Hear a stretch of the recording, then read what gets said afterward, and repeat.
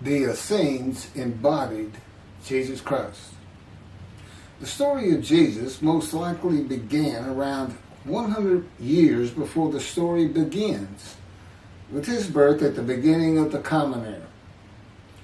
The first written version of the story is the Gospel of Mark that dates from 70 Common Era, about 40 years after the story says Jesus died. This is also the time of the Jewish revolt against Rome and the defeat and expulsion of the Jewish people from the Promised Land. The knowledge of the Hebrew Bible in a time of illiteracy indicates that the Gospel of Mark was written by rabbis, or very learned men in Judaism. Men who decided they needed to write down this story that had been circulating by word of mouth and storytelling for as many as 170 years, beginning with the founder of the Judaism sect of the Essenes, the prolific writers of the Dead Sea Scrolls, to make money. Their temple, homes, and country were gone, and it was desperate times for the Jewish people. The name of the founder of the Essenes was with a capital T, the teacher of righteousness. That was his name, the teacher of righteousness. Meaning he was believed to be the man described in Isaiah 53 who makes the many righteous. The man Jesus claimed to be. According to the oral story that most likely began 100 years before the Common Era, BCE, with this man called the teacher of righteousness, who established a sect of Judaism known as the Essenes, this teacher of righteousness who fought with a wicked priest. All this information is in the Dead Sea Scrolls. Fought with a wicked priest. Did not like the way the temple was being run. Did not like all the sinning going on in Jerusalem, and did not live there, and despised riches and the material things of the world, just like Jesus, who also claimed to be the teacher of righteousness. The oral storytellers, who were diverse and from different backgrounds, ethnicity, and ability, captured the imagination of the crowds with their oral skills and would earn their livelihood from donation of money and goods in the age of antiquity. Few could read in a world where literacy was restricted to just a few, and this did not begin to change until the Middle Ages. While the earliest forms of written communication date back to about 3,500 to 3000 BCE, literacy remained for centuries a very restricted ability closely associated with the exercise of power. Schools in ancient Israel, if any existed, served only the sons of the rich and the religious elite. Storytellers in general would be very learned men, captivating the imagination of the crowds at the gates and the meeting places of Jerusalem, with tales that people of a harsh and brutal time wanted to believe in. A time when medical treatment was primitive and life expectancy was 30 to 35 years, averaging those who died at birth to those who died with long life into their 70s and beyond. A time when people believed in mythical gods and gods who were men, and making sacrifices to gods for favor and for safety, healing, long life, crops, and fertility. The Dead Sea Scrolls are generally thought to have been produced by the Essenes. No one really doubts it anymore. And the Essenes are a group that protested the way the temple was being run. Many of the Essenes went to the cliffs and the caves east of Jerusalem by the Dead Sea, known as Qumran, to prepare the way of the Lord, following the commands of the prophet Isaiah. Today, in this day, the day of the Lord, because the land blooms again, the Jewish people have returned, and Jerusalem and the ruined cities have been rebuilt, Elijah clears the way for the Lord. They went to Qumran to get away from the sinning of the people of Jerusalem and the ways of the religious elite at the temple, which would have been Pharisees and Sadducees. The Essenes are never mentioned. They're never mentioned in the New Testament. Now, they are prolific writers. And they had their own gate. They had their own gate throughout the life of Jesus and for 40 more years until Jerusalem was destroyed. And that in 70 Common Era, when everything was being destroyed, that's when they put those scrolls deep into pottery, big pottery, and buried them. That's what kept them from disintegrating into dust. And if you ever look it up, I mean, when I say prolific, there must have been many people, they were copyists. But they also did, well, I'm going to get to it. They made commentary on the scrolls. One of the first leaders of the Qumran community, again, was the teacher of righteousness, identified in the Damascus document and the Habakkuk Pesher. A Pesher is a type of commentary in Hebrew. In the Pesher literature, the teacher of righteousness is presented as a founding figure who directly clashed with an opponent called the wicked priest. Of course, we all know what Jesus went through with the religious elite, Sadducees, Pharisees, and the high priest. This was the wicked priest in his day, 100 years before the birth of Jesus.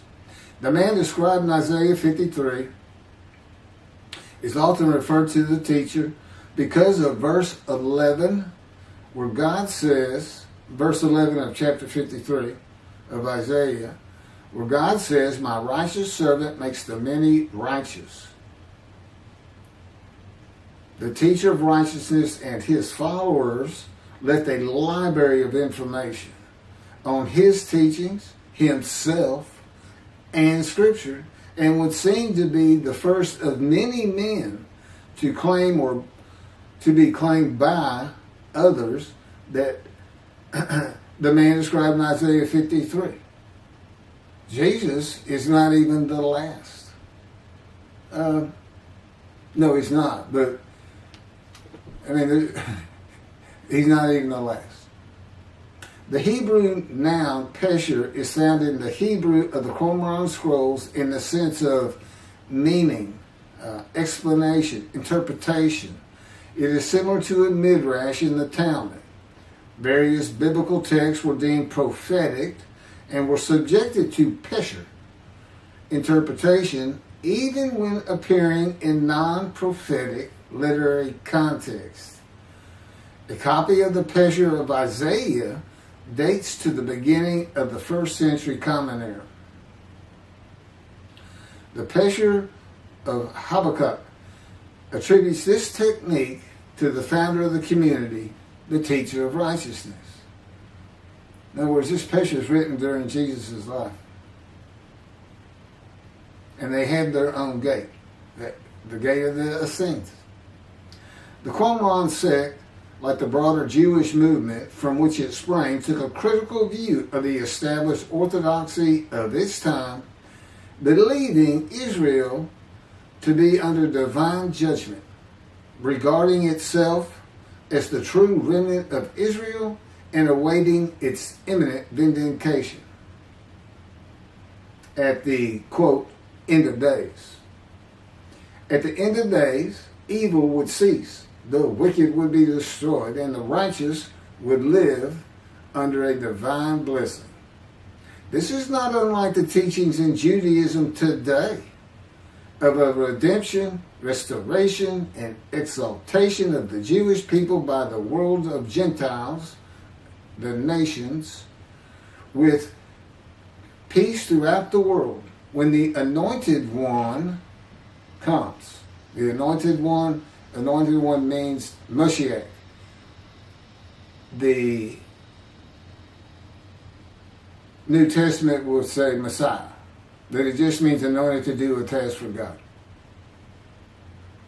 And that would be from chapter 11, verses 1 and 2 of Isaiah. And the man is described in Isaiah 53 according to the sages and rabbis of the time. He was known as the leper scholar.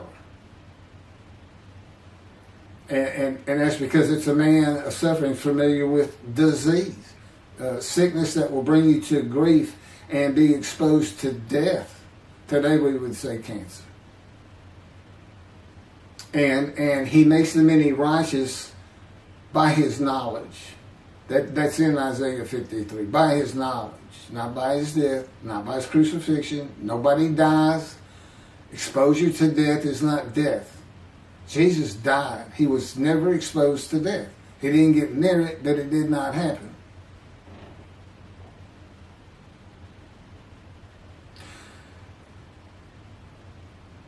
This time that the Essenes were waiting upon, that they thought was imminent, did not happen for them.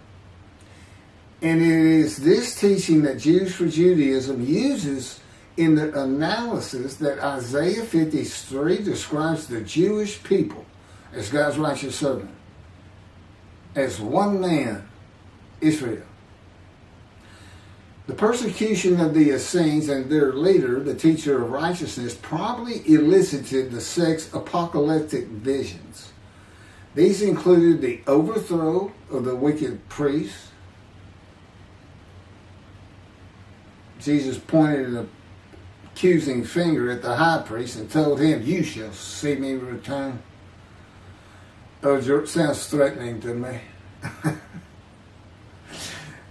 The wicked priests of Jerusalem and of the evil people, and in the dawn of the Messianic age, the recognition of their community as the true Israel. Josephus Flavius describes this sect, the Essenes. This is a man living at the time. People wrote back then, but you can't find anything written by Jesus or about Jesus until after the destruction of the temple. He describes this sect, the Essenes, as one of the main three philosophical sects among the Jews, with a very detailed description. Excerpts from his book, Wars 2, chapter 8, include, this is in quotes, the third sect, which pretends to a severe discipline. These men are despisers of riches, and so very communicative as raises our admiration. And as for their piety towards God, it is very extraordinary. You would think that Jesus would have been in this thing. He fit right in. But again, we never hear a single word about these prolific writers. The other two philosophical sects were the Pharisees and the Sadducees. In the New Testament, the Essenes are never mentioned, as I said. All the stories of Jesus and his clashes with the religious elite of Jerusalem in the New Testament are with the Pharisees and the Sadducees. According to this same Josephus, the name of the gate in the southern wall of Jerusalem at Mount Zion was called the Essenes Gate. Everything about the Essenes says Jesus would have been one.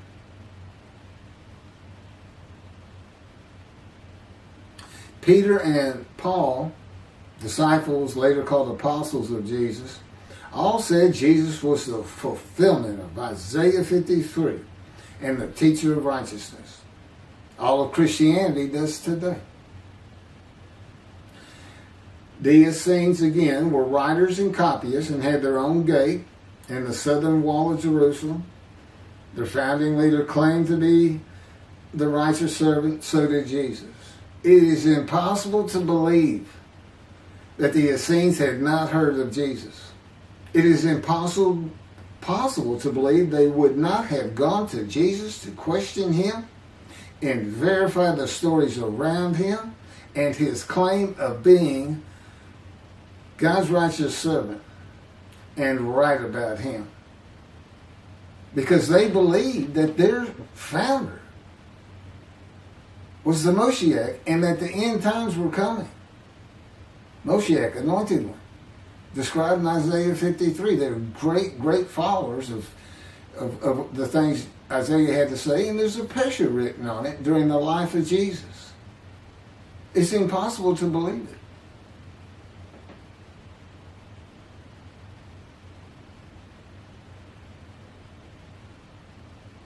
We're talking about a man that healed the sick, removed blindness, had the cripples walk, fed 5,000 people with 5 loaves of bread and 2 fish, walked on water, turned water to wine, raised the dead, was crucified, and 3 days later came back to life? And you think these people, how about Joseph Philaetus? Why didn't he mention that? He talks about the destruction of the temple. He was there. The Essenes were present in and around Jerusalem for 100 years before the birth of Jesus and another 40 or so years after his death at the age of 30 in the first written story of him and his life in 70 Common Era. There is not one word written by the Essenes of Jesus. There is no account in the New Testament of Jesus and an Essene.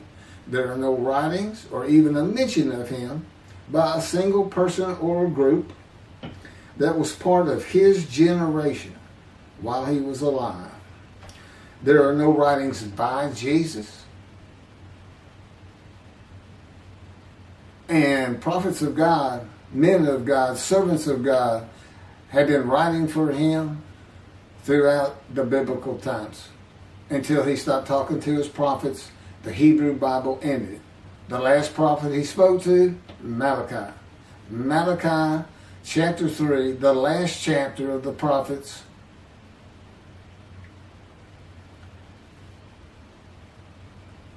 writes for God the prophetic announcement that he will return. He's going to come back.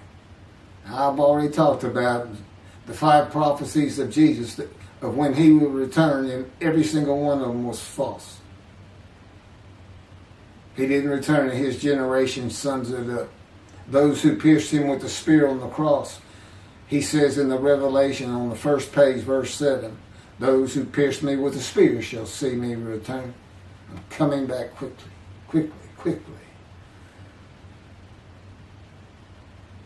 Nothing was written by his disciples.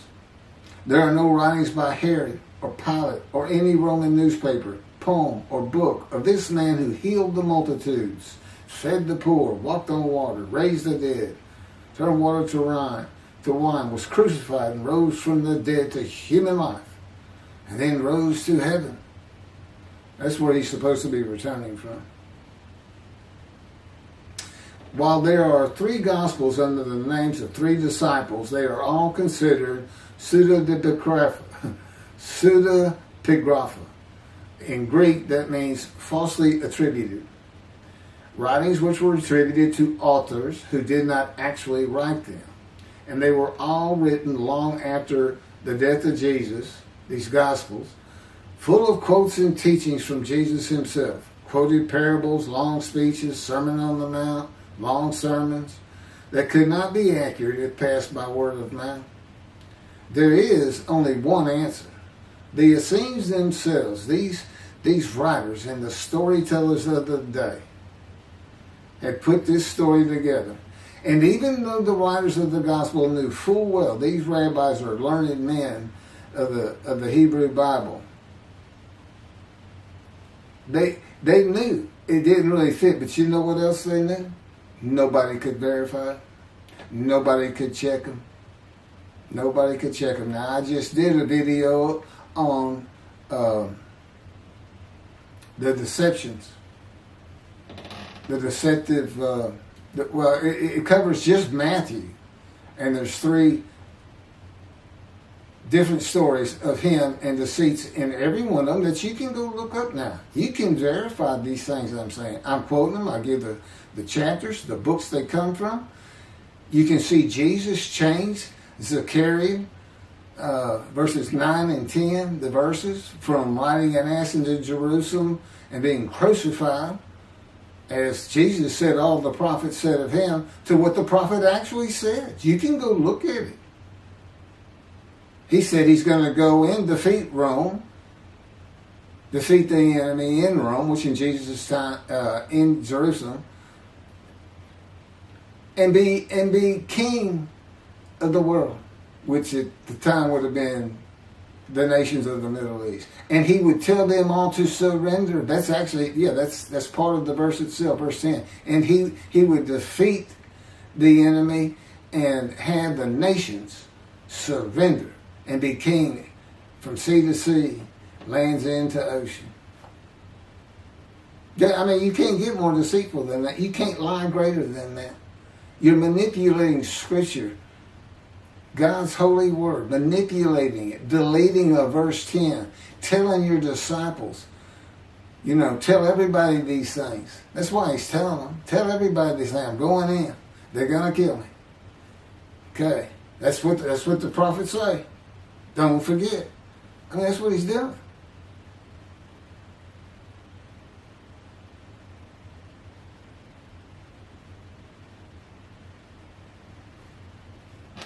Jesus is a myth. Go look it up. Go look at what a myth is. Believe me, it covers the New Testament. It covers Jesus Christ. Thank you.